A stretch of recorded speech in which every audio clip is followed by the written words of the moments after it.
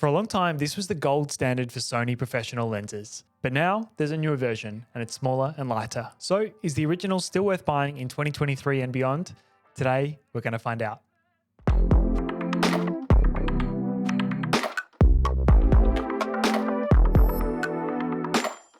I've owned this lens for a couple of years now. At the time, it was a no-brainer. It was the best standard zoom on the market. Then in 2022, along comes version 2, smaller and lighter with improved optics. This video is not intended to directly compare the two, so I'll cut to the chase here. The version 2 is obviously a better choice if you have the money to pay for it. But for my own needs and spending my own money, I'm choosing the version 1 10 times out of 10. But more on that later.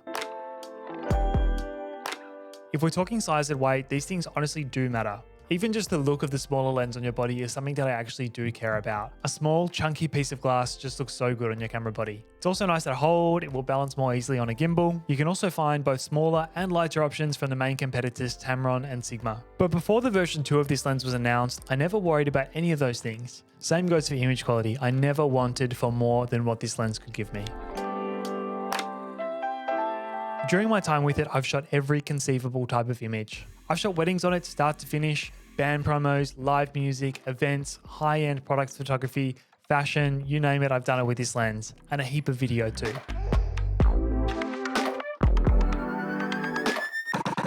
You don't tend to think of a standard zoom as a beautiful portrait lens, but I actually really rate it. The autofocus never misses, it's quick and responsive. For weddings especially, the sheer variety of looks that you can cover without ever having to use a different body or switch lenses, it is just so useful.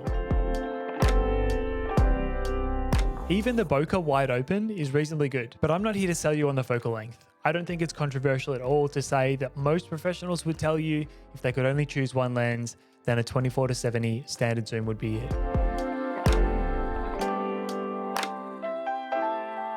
At the moment on the secondhand market, I'm seeing these for around the $1,600 mark. That's Australian dollars, mind you. The Mark II version doesn't tend to come up too often in the secondhand market because it's just a newer lens and they're more expensive, and I just don't think there's that many in circulation yet. They tend to go for about $2,600 to $2,800 Australian, brand new, depending on where you're looking. With that logic, if you could save $500 to $1,000 and get yourself a G Master version 1, I would 100% recommend it. In terms of the images that you can make with it, there will be no noticeable difference with stills. Comparing the lens to the Sigma and Tamron versions, my understanding is the build quality and performance are just marginally better all round. I think for the extra money that you pay though, you guarantee yourself a good resale value in the future with the native Sony G Master glass, and you don't compromise on the images that you make whatsoever.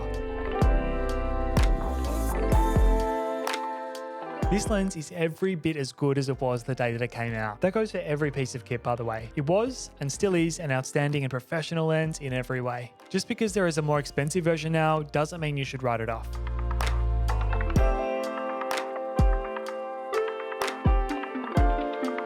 I've never for a moment regretted owning this lens, and if I needed to, I would spend the money again in a heartbeat, and with the money that I saved, I would put that into something else entirely. If you like this video, I've just popped another one up on screen now where I revisit the original 50mm 1.4 Sigma Art Series lens. I think you'll like that one too.